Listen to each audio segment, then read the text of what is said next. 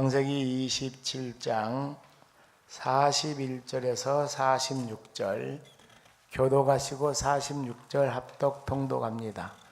41절 제가 봅니다. 그의 아버지가 야곱에게 축복한 그 축복으로 말미암아 에서가 야곱을 미워하여 심중에 이르기를 아버지를 곡할 때가 가까웠은즉 내가 내 아우 야곱을 죽이리라 하였더니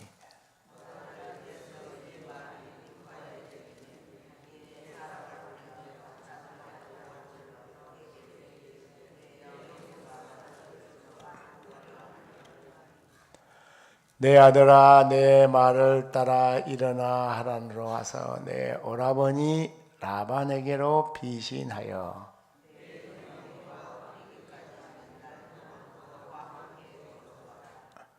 내 형의 분노가 풀려 내가 자기에게 행한 것을 잊어버리려거든 내가 곧 사람을 보내어 너를 거기서 불러오리라. 어찌 하루에 너희 둘을 이르라. 리브가가 이삭에게 이르되 내가 햇사람의 딸들로 말미암아 내 삶이 희어져 야곱이 만일 이 땅의 딸들 중에서 야른을 맞아 내 삶이 내게 무슨 재미가 있으리까. 아멘. 할렐루야. 오늘 아침의 주제를 한번 따라 합시다. 하나님께서 주시는 축복. 먼저 기본적으로 하나님이 주시는 복의 성격이 무엇일까 생각을 해봅니다. 여러분 2002년 월드컵이 개최가 될 때 피파를 비롯해서 이 조직위원들을 찾아와 가지고 우리 실사를 했습니다. 그런데 이제 그때 제기된 문제가 한국은 88 올림픽을 성공적으로 개최하고 소위 선진국 국가라는 OECD에 가입이 됐지만 공공질서에는 문제가 많다. 무슨 이야기입니까? 경제적으로는 이제 이 한국이 OECD도 가입해서 선진국이 됐지만 공중 도덕을 지킨다든지 이런 것은 문화적인 후진국이다라는 부끄러운 지적이 있었습니다. 그래서 우리는 정부라든지 방송에서 한참 이제 공중 질서에 대해서 캠페인을 벌이고 한 적도 많이 있었습니다.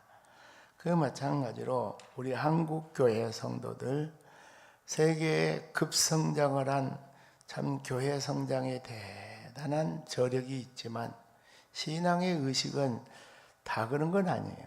근데 한국교회 성도들 상당 숫자가 그 신앙 의식은 기독교가 말하는 축복관이 있느냐 아니면은 좀 미안한 말로 미신적인 종교 생활을 하고 있는 사람들의 현세 기복적인 축복 개념이 많이 있지 않느냐 이런 여러 가지 자성의 이야기들을 우리가 또 듣게 됩니다.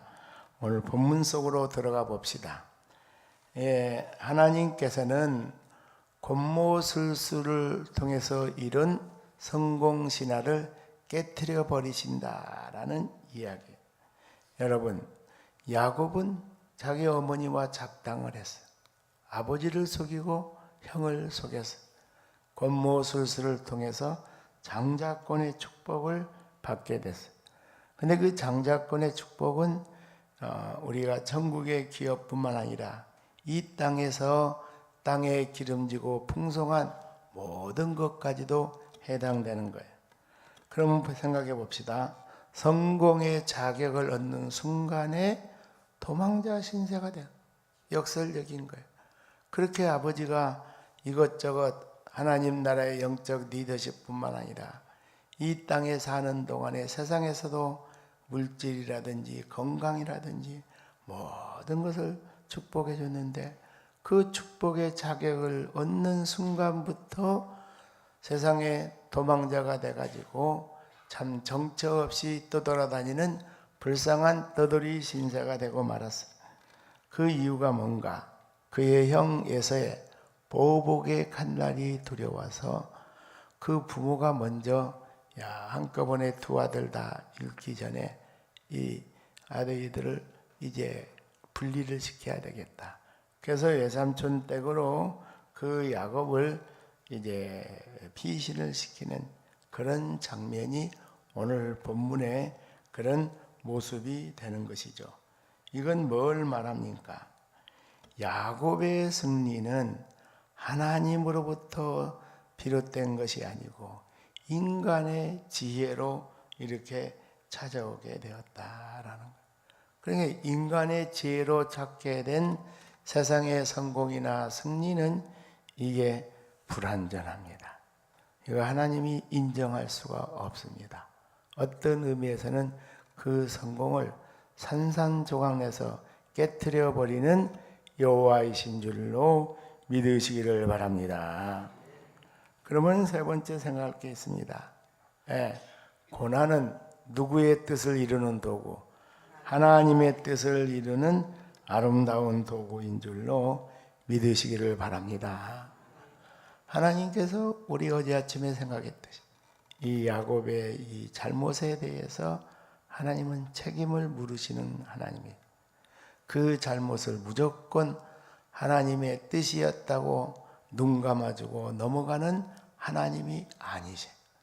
결국은 이 야곱이 정처 없이 20년 동안 고향 산천 뒤로하고 사랑하는 부모님들, 형제들 다 멀리하고 그렇게 홀홀단신의 도망자 생활을 시작하게 된 것, 이것은 바로 뭐였는가?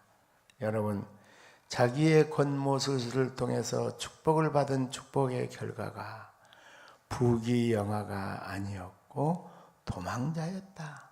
이걸 우리가 잘 깊이 생각을 해봐야 됩니다. 하나님께서는 물론 축복을 다 허락해 주십니다.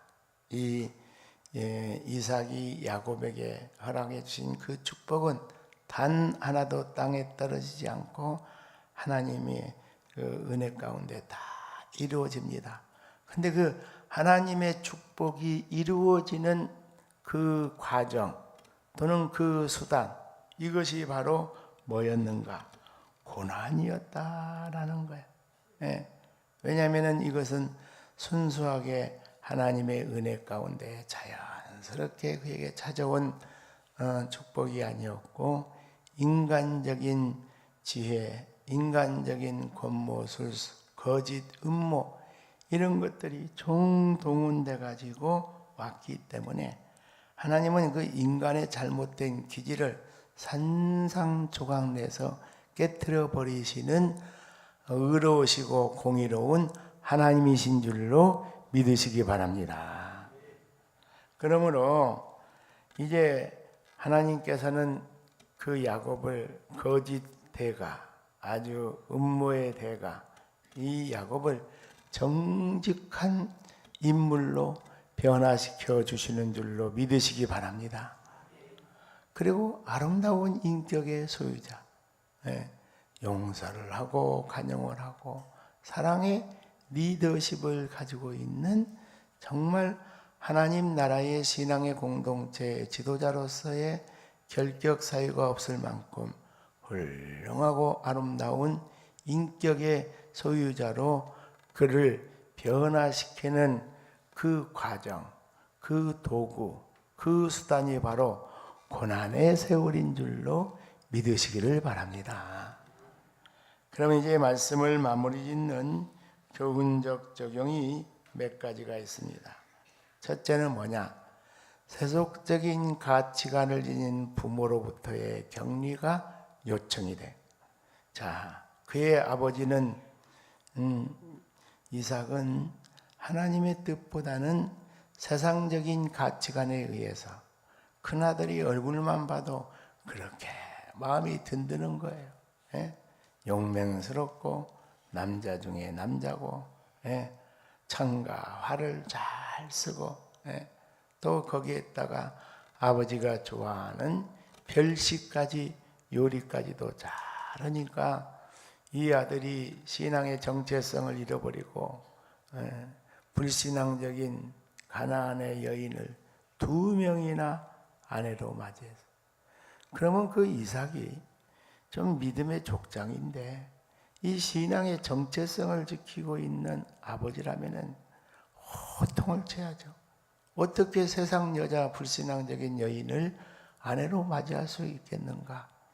또 아무리 인간적으로는 그 아들이 마음에 들어도 그 아들을 어떻게 하나님 나라의 우두머리로 그를 삼을 수 있겠는가? 그 아무리 생각해도 그의 아버지 이삭은 세속적인 가치관으로 가득 차 있는 믿음의 족장이었어요.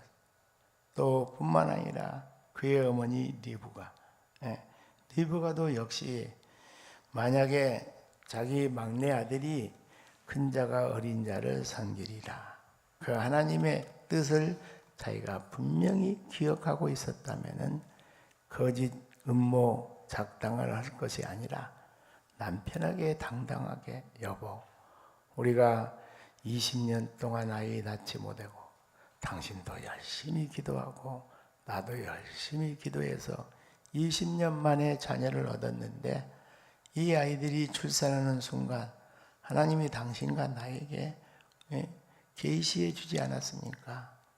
이 하나님 나라를 이어가는 이 믿음의 족장의 축복권은 큰 자가 어린 자를 섬기리라 그랬으니까 둘째지 큰애가 아닙니다.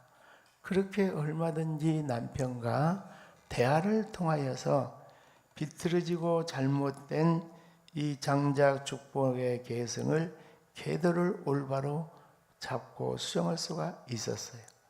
근데 리브가가 그 하나님의 뜻을 기억했는지 아니면은 인간적으로 엄마가 막내 아들을 싸고 도니까 그랬는지 모르지만은 잘못된 방법을 사용했어요.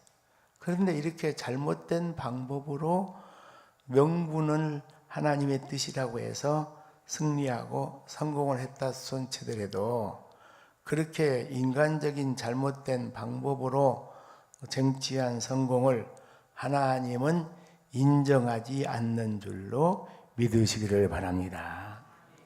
여러분, 우리말에 뭐로 가도 어디로만 가면 된다, 서울로만 가면 된다, 이것은 세상적인 가치관. 우리 믿음의 백성들은 결과도 중요하지만 가정도 중요한 줄로 믿으시기를 바랍니다. 그래서 우리가 신앙의 명분 중요합니다. 하나님의 영광을 위해서 성공해야 되고 물질 축복 받아야 되고 그것도 우리는 분명합니다. 그러나 성공하고 승리하는 모든 과정, 절차, 이 방법들이 누구 보시기에, 하나님 보시기에 정직하게 행할 수 있기를 주님의 이름으로 축원합니다. 어제 낮 시간과 저녁 시간에 성경 공부 시간, 2가지 대칭되는 왕들의 리더십. 하나는 누구의 일인가? 다윗의 길. 다윗의 길로 행했다라는 것은 하나님 앞에서 이 모세가 주신 언약의 율법을 다 지켰다. 할렐루야. 할렐루야. 또 하나님 앞에서 정직하고 우상 숭배하지 않고 하나님을 잘 섬겼다라는 거예요. 남쪽 유다에 보니까 어떤 왕이 그런 왕이었는가? 히스기야 왕. 그는 하나님 앞에서 정직하고 하나님 말씀을 잘 지키는 자였어요.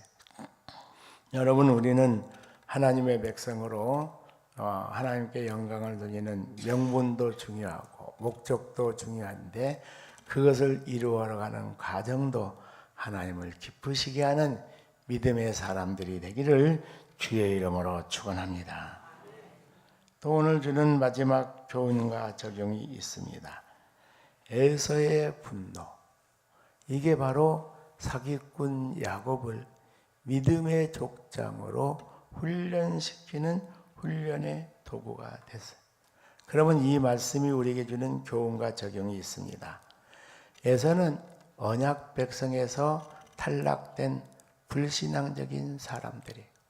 그러니까 우리가 이 직장 생활한다든지 또는 가족의 친척들과의 관계라든지 여러 가지 사회생활을 할 때 신앙이 우려고 맞지 않는 불신앙적인 회사의 무슨 동료를 만날 수도 있고 회사 상사를 만날 수도 있고 여러 가지 사람들을 또 집안의 친척 어른들 가운데서도 신앙에 없는 분들이 있을 수도 있고 근데 내 실수 때문에 그 불신앙적인 직장의 동료나 선배 또는 집안의 친지나 또한 어른들 가운데서 대단한 분노를 사게 될 수도 있습니다. 근데 중요한 게 뭐냐? 그럴지라도 하나님은 그분들의 분노도까지라도 하나님의 백성들을 거룩하고 올바른 믿음의 백성으로 인도하고 훈련시키는 연단의 도구가 될 줄로 믿으시기를 바랍니다. 그래서 우리가 이런 직장생활하고 또는 이웃과의 또는 집안의 관계 속에서 이런 일을 당할 때는 하나님 앞에서 그들의 그 분노라든지 이런 것들을 너무 억울하게만 생각하지 말고 하나님, 내가 부족하고 내가 연약하니까 저분들을 통해서 내 기질을 바꾸고 내 모든 삶을 하나님을 기쁘시게 하는 믿음의 사람으로 바꾸어주는 훈련 기간이 되게 하여 주시옵소서. 우리가 그렇게 기도하고 그런 믿음의 승리의 여정이 되는 오늘 하루의 여정이 되기를 주의 이름으로 축원합니다.